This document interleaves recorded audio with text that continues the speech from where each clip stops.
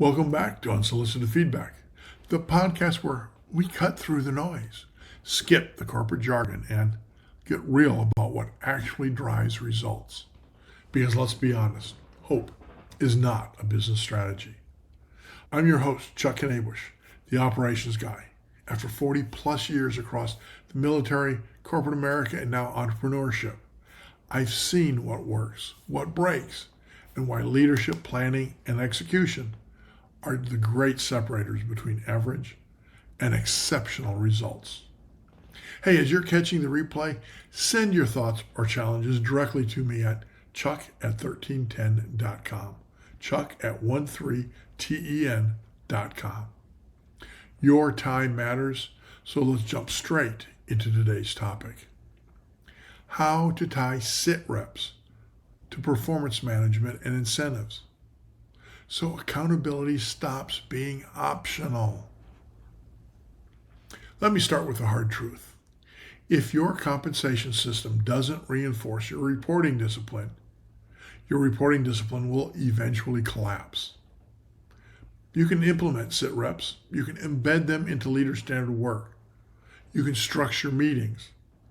But if performance reviews and incentive systems reward something different than what your SITREPs expose, people will follow the money, not the format.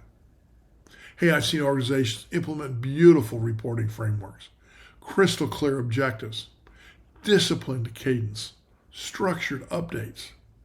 And then bonus season arrives, and incentives are based on revenue, but not margin, output, but not quality, speed, but not stability, individual performance, but not cross-functional impact. And guess what happens? SITREPs become ceremonial. Status colors get manipulated. Risk gets softened.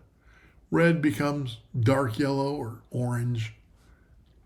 Because when compensation and reporting aren't aligned, the reporting system loses integrity. Today, we're going to fix that.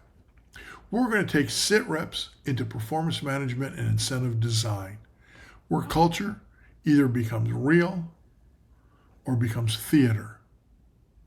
So here's the biggest problem. Organizations separate reporting from consequences. That's the core issue.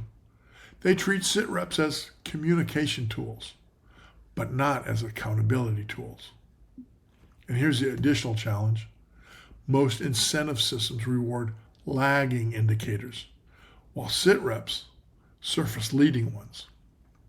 The gap, it creates distortion. Here's a good example. Your SITREP shows capacity risk is rising, quality is trending downward, overtime is creeping up, and customer complaints are increasing. But your bonus system only pays on quarterly revenue, EBITDA, or individual department targets. So what happens? People delay escalation. They explain away variance, or they try to. They protect short-term metrics because incentive systems teach behavior faster than culture speeches ever will. As Charlie Munger famously said, "Show me the incentive and I'll show you the outcome." You cannot preach alignment and reward contradiction. So here's the biggest symptom. Here's what organizations experience when SITREPs are disconnected from performance management. They get polished reporting and late accountability. Everything looks fine until it doesn't. Status is consistently green. Risks are framed as manageable. Variance is contextualized. And then quarter end hits, and we see revenue misses, margins compress, and costs spike. And leadership asks, why didn't we know this sooner? You did know. The signals were there, but the incentive structure muted them. This shows up in three predictable ways. First, status inflation. Green becomes the default color. No one wants to declare red if bonuses are on the line. 2, defensive reporting. Instead of target 1,000, actual 870. Red, you get, well, market conditions created headwinds, but we're optimistic about recovery. Yeah, I've heard that more than once. Optimism protects compensation. Reality threatens it. And third, the hero culture. Instead of disciplined variance management, you get last-minute heroics, fire drills, overtime spikes, discount pushes, quarter-end chaos. And those heroes, well, they get rewarded, which reinforces that crisis behavior.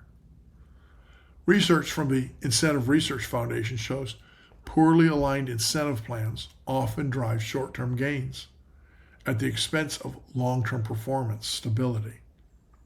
In other words, if you reward the quarter, you're going to sacrifice the year. So what do most people try to do? When leaders sense accountability gaps, here's what they usually try. Tougher performance reviews. They add more documentation, more rating scales, more commentary. But annual reviews don't change weekly behavior. More KPIs. They expand the scorecard from 8 metrics to 22. No one knows what truly matters anymore. Third, more verbal accountability. They say, we need to own our own numbers. But if compensation doesn't change, behavior won't either. Fourth, they tie bonuses only to financial outcomes. Revenue, profit, cash flow. How many times have you seen that? But these are lagging indicators. By the time they move, behavior has already happened. These approaches fail because they focus on measurement volume, not structural reinforcement. They increase pressure, but not clarity. And pressure without clarity creates distortion. So why do those solutions rarely work? Because performance management must reinforce the same behaviors your SITREPs demand. If SITREPs require clear objectives, honest status, visible risk, owned variance, and defined actions, then incentives must reward early escalation, risk transparency, cross-functional impact, stability, and sustainable improvement. Here's the counterintuitive insight. You should reward accurate red reporting more than artificially protected green. Most leaders reward outcomes. Great operators reward integrity of signal. If somebody reports red early, owns it, and executes recovery, that behavior should be recognized. If somebody hides yellow until it turns catastrophic, that behavior should cost them. Without that alignment, SITREPs become political. And political reporting kills execution. Here's another counterintuitive point.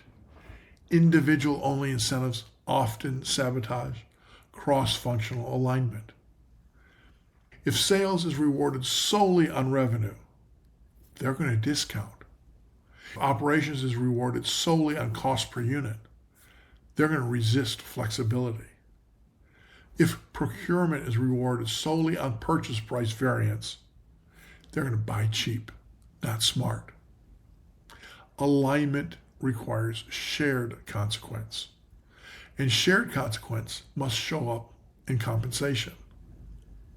So what's one thing you can do to move the needle? Well, here it is. Tie a meaningful percentage of leadership incentives directly to structured SITREP integrity and cross-functional performance indicators. Yeah, let's break that down. Step 1, incentivize leading indicators. If SITREPs surface on-time delivery trends, quality, escape rates, capacity utilization, customer backlog, safety incidents, and cash conversion cycles, then a portion of incentive compensation should track these, not just revenue. Why? Because these indicators predict outcomes. If you only reward revenue, you're going to sacrifice stability. Reward stability, and revenue becomes sustainable. Step 2, incentivizes transparency. Yeah, this is uncomfortable, but powerful. Create a simple behavioral evaluation inside leadership reviews. Were risks escalated early? Were red statuses reported honestly? Were recovery plans executed? Did the leader hide variance or own it? You don't need complex scoring. You need consistency. When leaders know their transparency affects performance evaluations, reporting integrity rises. Step 3, add a cross-functional multiplier. Here's where most organizations fall apart. Tie 20 to 30% of leadership bonuses to enterprise level performance, not just departmental results. This forces leaders to think beyond their silo, care about downstream impact, avoid gaming the system. Margin suffers because sales discounted excessively. Both sales and operations feel it. Alignment becomes economic, not emotional. Here's a real-world case. A regional distribution company struggled with end-of-quarter chaos. Revenue targets were met. Margins fluctuated wildly. Customer complaints spiked after quarter close. Why? Sales bonuses were tied solely to revenue. Operations bonuses were tied solely to cost control. Result? Quarter-ending discounting, expedited shipments, margin erosion, operational fatigue. We redesigned those incentives, 50% tied to revenue, 30% tied to gross margin stability, 20% tied to on-time delivery and backlog control. SITREP metrics. Within 2 quarters, discount volatility reduced, operational firefighting declined, and margins stabilized. Nothing changed culturally overnight. Structure changed, and structure drove behavior. Here's a deeper shift. When SITREPs and incentives align, 3 things happen. Status becomes honest. Escalation becomes normal. Stability becomes rewarded. And here's the biggest shift. Leaders stop optimizing for optics. They optimize for sustainability. And that's when culture matures. So you're going to face some challenges, let's be honest. And this is where resistance will spike. Leaders comfortable with isolated bonuses will resist shared accountability. High performers may fear being penalized for others' results. And that's where clarity matters. Enterprise multipliers don't punish excellence. They prevent selfish optimization. The second challenge, fear of red reporting increasing. Good. Red is data. Data drives correction. Suppressed red drives collapse. So here's a final thought.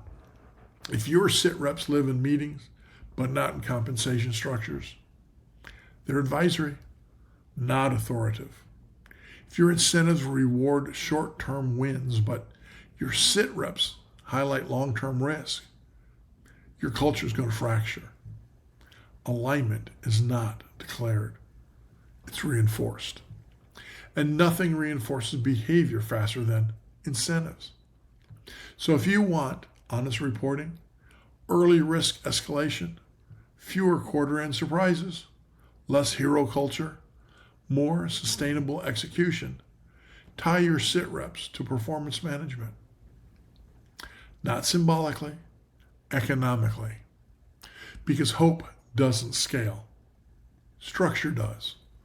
And incentives tell the truth about what your organization actually values.